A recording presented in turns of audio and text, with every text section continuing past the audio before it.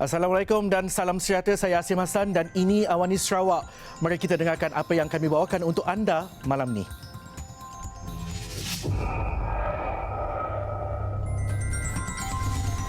Prihatin keperluan Sarawak, komitmen kerajaan pusat dihargai. Jalan-jalan di Kuching, esok boleh naik bas elektrik percuma. Walaupun sunyi, peniaga pasar Sentral Sibu tarik nafas lega.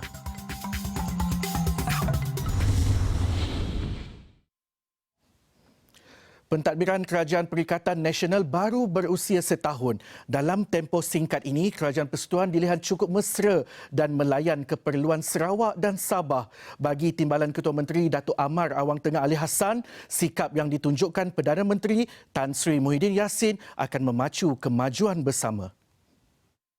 Kerajaan Perikatan Nasional ini cuba untuk memberi pertimbangan dan kepedulian itu untuk pembangunan di Sarawak ini. Bukan sahaja pembangunan dari segi fizikal dan juga untuk meningkatkan kesejahteraan rakyat itu. Tambahnya lagi, kerjasama erat antara kerajaan negeri dan persekutuan amat penting. Ini bagi membolehkan pelbagai isu dapat dibincangkan untuk diselesaikan secara persetujuan bersama.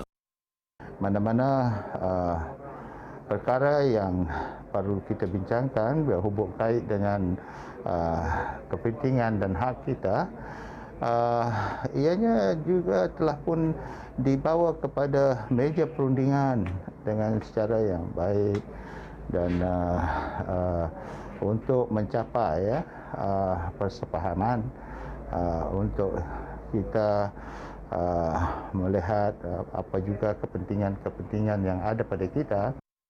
Beliau berkata demikian ketika majlis penyerahan lesen pendudukan sementara dan perasmian pejabat tanah dan survey di bangunan lama pejabat daerah lawas. Dan bagi memastikan Sarawak terus bergerak ke hadapan dalam tawaran pelancongan tempatan, perkhidmatan bas elektrik atau e-bus secara percuma melalui beberapa laluan ikon pelancongan di sekitar Kuching akan bermula esok. Sebanyak 4 unit bas dilengkapi fasiliti mesra pelancong disediakan seperti rangkaian Wi-Fi, pinjaman udara dan CCTV.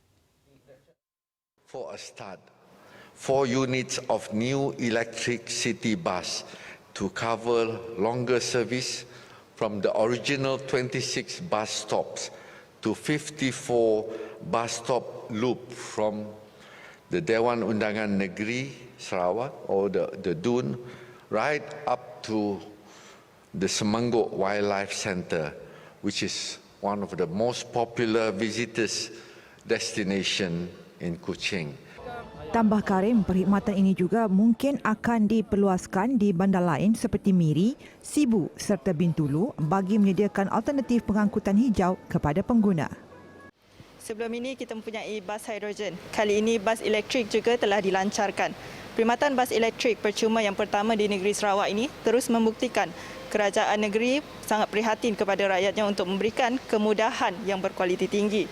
Bukan sahaja ia mendekatkan usaha kerajaan negeri untuk menggunakan teknologi hijau, malah juga turut membantu merancangkan sektor pelancongan tempatan yang sangat terjejas teruk oleh pandemik COVID-19.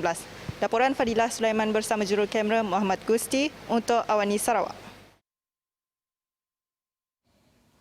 Lebih 15 juta ringgit itu jumlah yang dibelanjakan Kerajaan Sarawak setiap bulan sejak September lalu bagi membiayai kos hotel kuarantin. Ini bagi pastikan rakyat tidak terbeban dengan kos itu. Pada masa sama, memastikan sektor perhotelan di negeri itu terus bernafas. What we are paying, it comes up to more than 30 million every 2 months.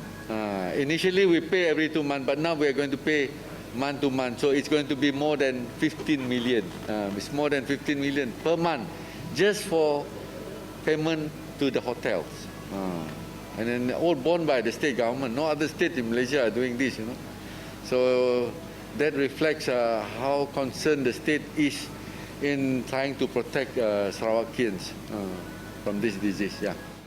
Untuk rekod, 87 hotel di seluruh Sarawak diwartakan sebagai pusat kuarantin dan telah menempatkan lebih 69,000 individu dalam pengawasan PUS sejak pandemik bermula tahun lepas.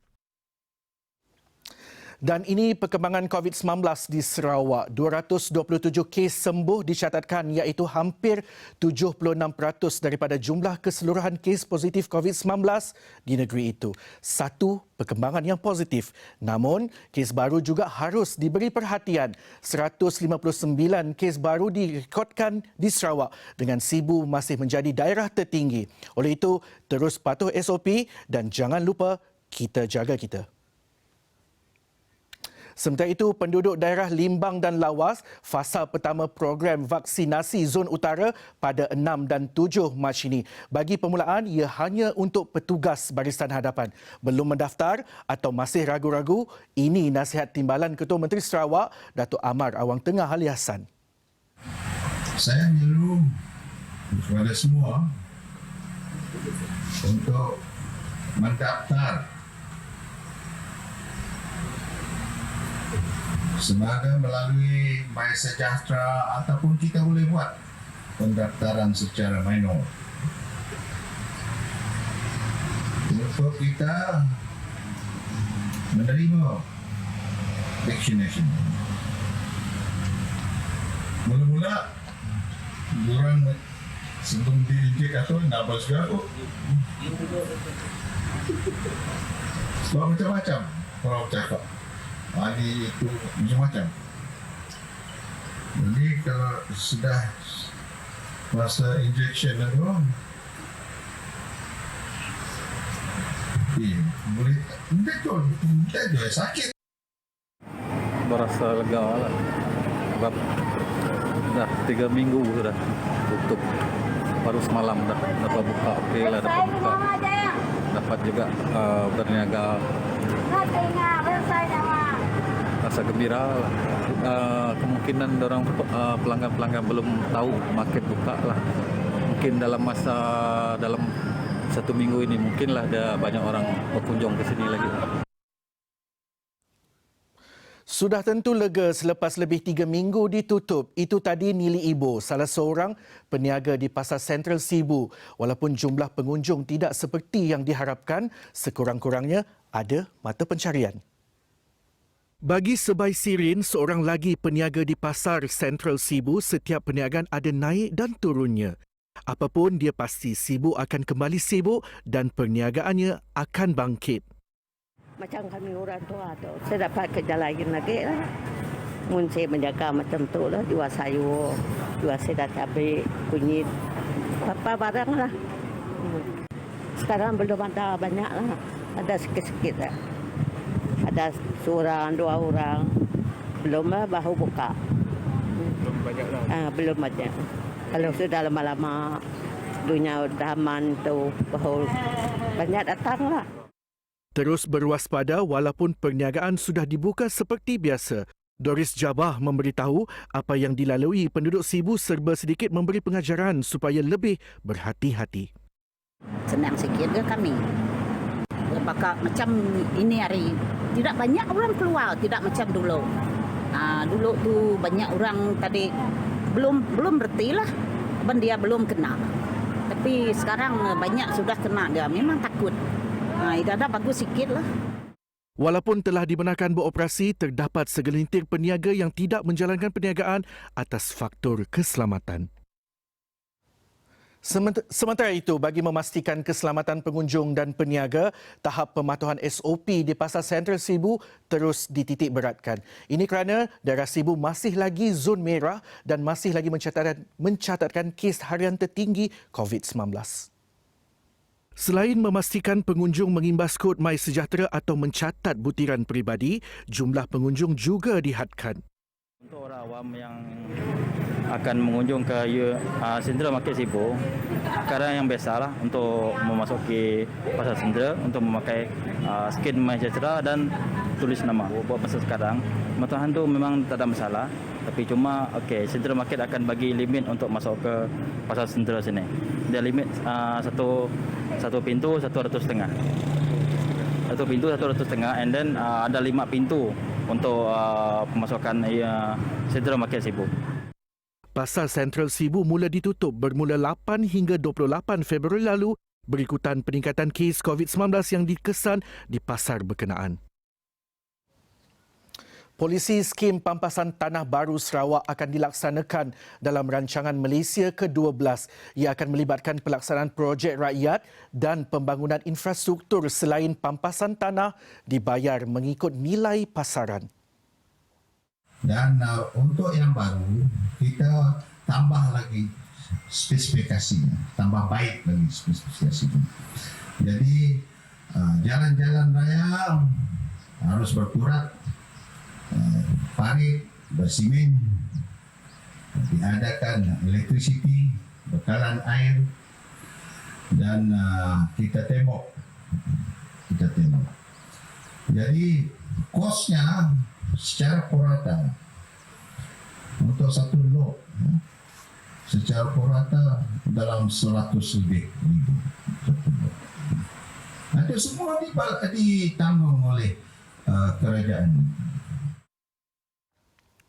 Lebih 10 juta ringgit dibelanjakan dalam tempoh 10 bulan tahun lalu bagi pembangunan infrastruktur di kawasan Parlimen Lawas. Ini adalah komitmen kerajaan dalam merapatkan jurang pembangunan infrastruktur dan kehidupan rakyat di luar bandar. Di Lawas ini saja, menerusi kementerian yang saya duduk di Kuala Lumpur ni, iaitu Kementerian Pembangunan Luar Bandar, KPLB ni. KPLB sempat membawa peruntukan sejumlah lebih 10 juta sikitlah. 10 juta. Kita itu round figure lah, 10 juta.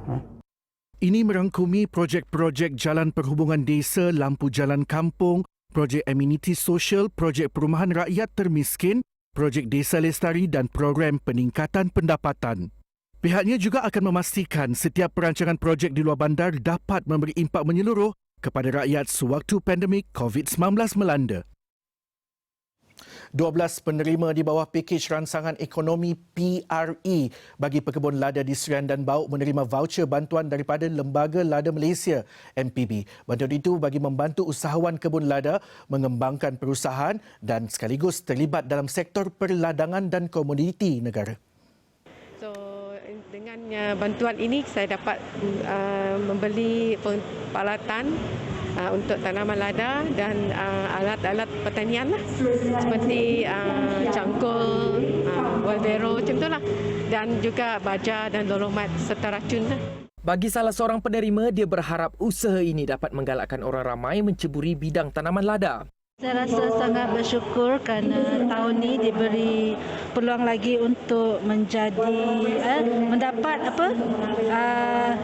sijil pendaftaran usahawan hiliran lada. Harapan selepas ini supaya lebih ramai usahawan yang menanam lada untuk terlibat dalam produk hiliran lada selepas ini. Sementara itu, Timbalan Menteri Perusahaan Peladangan dan Komoditi Datuk Willy Mongin menyeru agar usahawan lada giat aktif dalam pengeluaran lada. Saya juga menyeru kepada semua pengusaha lada untuk terus memberi sokongan penuh dan penglibatan diri secara aktif dalam setiap aspek sektor peladangan dan komoditi negara, dan saya yakin bahawa sektor ini akan terus berkembang pada masa hadapan. Beliau berkata demikian di Majlis Pengagihan Perlituk Muka dan Cecair Pembasmi Kuman kepada pemegang taruh lada sempena kempen pembudayaan norma baharu COVID-19 di Ibu Pejabat Lembaga Lada Malaysia, Jalan Pending Kuching. Terdahulu, Willy turut menyampaikan sijil pendaftaran usahawan hiliran lada bimbingan MPB kepada 6 usahawan. Sekian Awani Sarawak untuk hari ini. Saya Asim Hassan. Teruskan bersama kami di 501 Astro Awani. Jumpa lagi.